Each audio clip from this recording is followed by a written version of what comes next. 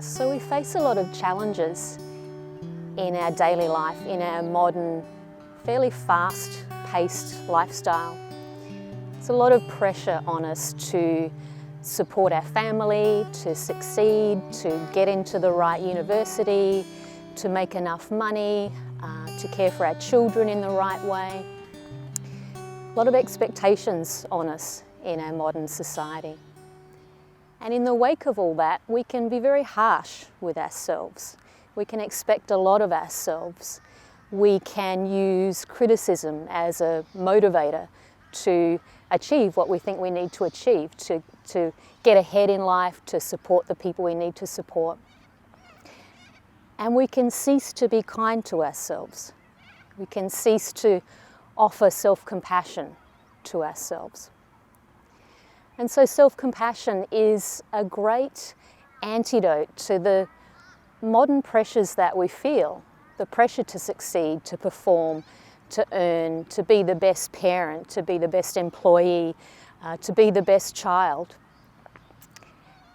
And so there is this concept of self-compassion. There's actually a definition of self-compassion that a researcher and teacher and author in the States, Kristy came up with.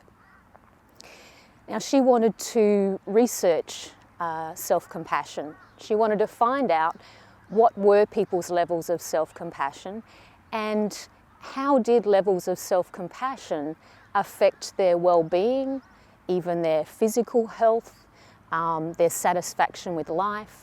How did it impact on levels of depression, anxiety, physical health?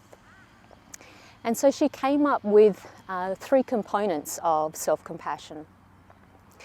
The first component of self-compassion is mindfulness. We need to be aware of our experience before we can do anything to take care of ourselves. The opposite of mindfulness is we're not aware of our experience. We don't pay attention to what's going on for us. Our mind wanders. It's very natural for the mind to wander. It's very natural for us to think about threats in the future, things that we did in the past that we weren't very happy about. It's very natural to establish a very firm sense of ourself as a being that is suffering, that has anxiety, that has regret. What can we learn from our past mistakes? What do we need to prepare for in the future? And we're often really caught in the middle of all of this regret and anxiety about the future. We don't often calm our mind and stay present, just being aware of where we are now, what's happening for us right now. The more we're able to tune into what's happening for us right now, the better we're able to see if we're suffering, see what's going on, see the pressure of modern society or expectations, to notice when we're feeling bad, notice when we need to start tending to ourselves. Another way we don't pay attention to our experience is we resist the fact that we're not feeling so good. The advertisements on television that tell us to take a pill so that we can get on with our work life. Take a pill if you're feeling sick so that you can get to work. Even take a pill if you're feeling depressed or anxious so that you can get on with your responsibilities. So we're actually supported by society and by the culture, the commercial culture, to ignore our present experience, to pretend that we're not in pain or that it doesn't matter that we're in pain, that we have anxiety or depression. So there's a lot of value in being able to be with our present moment experience. It's the only way we can truly see what's going on for us. It's the only way we can get a sense of what we might need to take care of ourselves. Not to ignore the fact that we're not having a good time, not to get lost in regret and worry, but how are things for us right now? So this is the first component of self-compassion. How are things for me right now? What's going on right now in this moment? And from there we can work out, well, what can I do? What do I need to do about that? Just that slowing down, just being aware, is a vital part of the process. The second component of self-compassion is being kind to ourselves. Once again, there's not a lot of support in our society to be kind. There's a lot of support to help us to get along with our work, get on with our responsibilities. But to actually stop and take care of our own needs, we're not often supported in doing that. And in fact, the opposite is often more prevalent, and that is being unkind to ourselves, judging ourselves harshly for what we haven't done. It gets back to those societal expectations. There's a lot of ways we could beat ourselves up. We're not that parent that all those parenting books tell us that we should be. We're not that student at university who's achieving all those high grades that we need in order to get the job, in order to set us up for the rest of our life so that we can continue to perform and provide for our family and make our parents happy. We're not that employee that's getting the promotions, that's doing well. There are so many ways that we can put ourselves down. We can criticize ourselves for not meeting our expectations and expectations of the society in general. And so we use this inner critic as a motivator. We beat ourselves up in an attempt to get to where we think we need to be. And what we think we'll find when we get there is happiness. We'll be happy. If only we could just keep beating ourselves up to motivate ourselves, eventually we'll be happy. Ironically, we're generally not that happy. We get to one goal and another goal appears, and then another goal appears. We never actually get to that state that the inner critic is telling us we'll get to if we keep beating ourselves up. And so self-compassion asks us, how would we treat a friend? How would we treat someone we really cared about, especially in the face of suffering, of discomfort, of feeling inadequate, of worrying about providing for our family, worrying about our future and our career? How might we talk to a dear friend in that situation? We say something silly in front of our boss. We get angry with our child and we regret that that happened. We become impatient with our spouse. We suffer a bit of road rage and we get angry at that other driver on the road. All of these are ways that we feel bad about ourselves. How would we treat a dear friend who was telling us that this thing happened to them and they're feeling badly about it? Usually we're very kind, we're very supportive, we're very non-judgmental. We don't look for answers to questions like, well, why did you do that? Why did you not do that? And you're a bit silly, or you're a bit stupid. We don't entertain that line of thinking when we're talking to a friend. We do when we're talking to ourselves. So when we're able to practice self-compassion, we start to treat ourselves more in the way we'd treat a dear friend. We start to offer that kindness, that non-judgmental attitude. We support ourselves rather than criticizing ourselves. The third component of self-compassion is common humanity. So when we recognize that our own experience of feeling inadequate, of feeling silly, of feeling abnormal, it's actually a shared experience. All human beings have the experience of feeling bad about things that they've done, feeling embarrassed, feeling shame, feeling regret. This is a shared human experience. It doesn't separate us from the rest of society. It doesn't make us abnormal. Now this is in contrast to how we might often feel when we're feeling bad about ourselves. We do something silly or embarrassing or inappropriate, and we feel as if we're the only person in the world who ever did such a silly thing. We're the only person in the world who ever said that sort of hurtful thing to their child. We're the only person in the world who ever said such a foolish thing in front of our boss. We're the only person in the world who treated our spouse that way. We tend to isolate ourselves. And this is where this concept of shame comes in as well. Shame being a universal human emotion.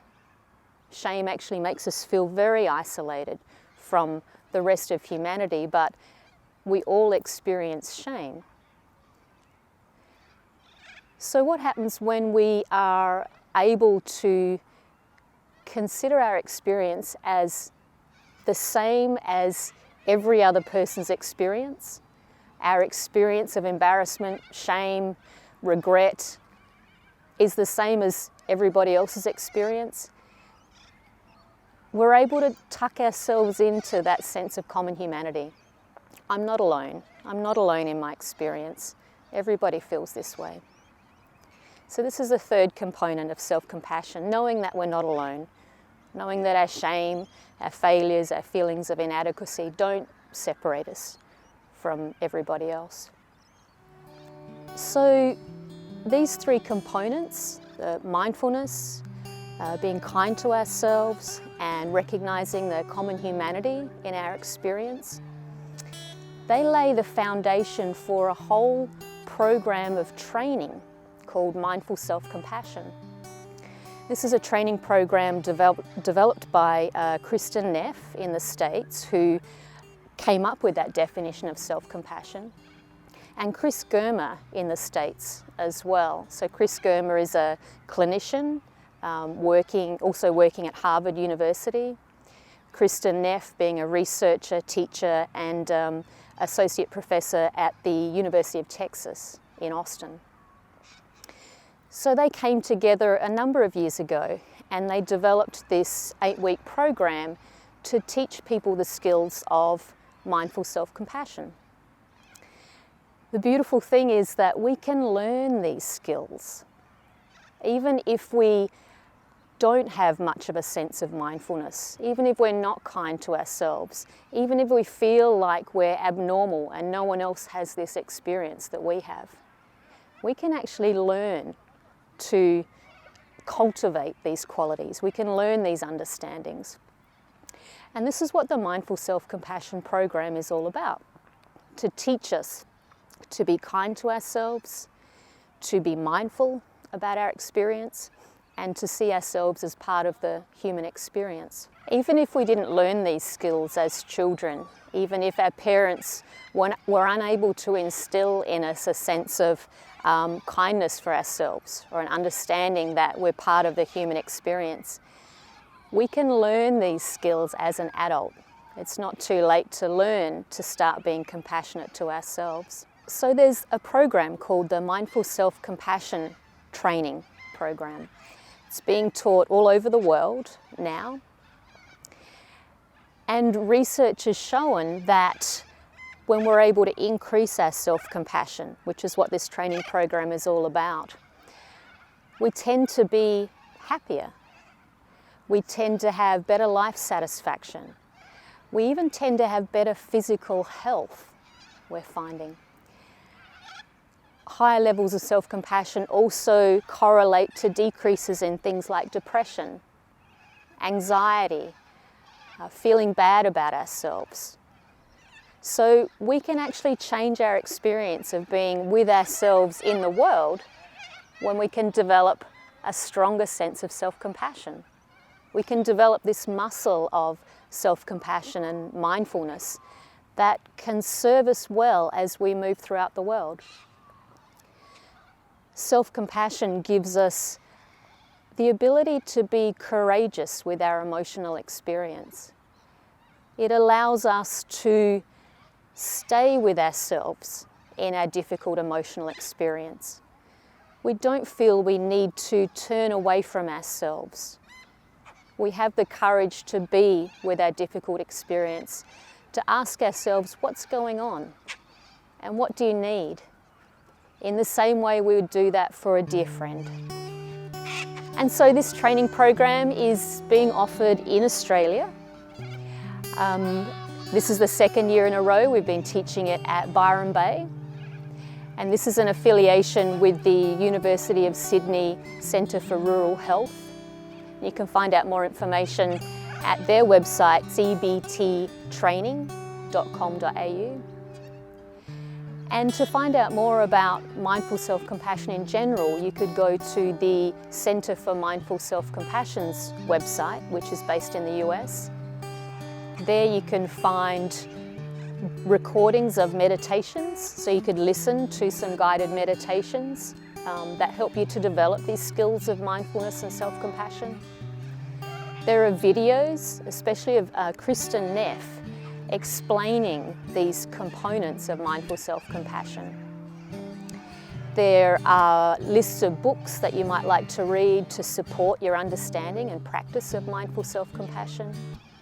And also there's a list of the trainers and programs throughout the world where you could do a mindful self-compassion program.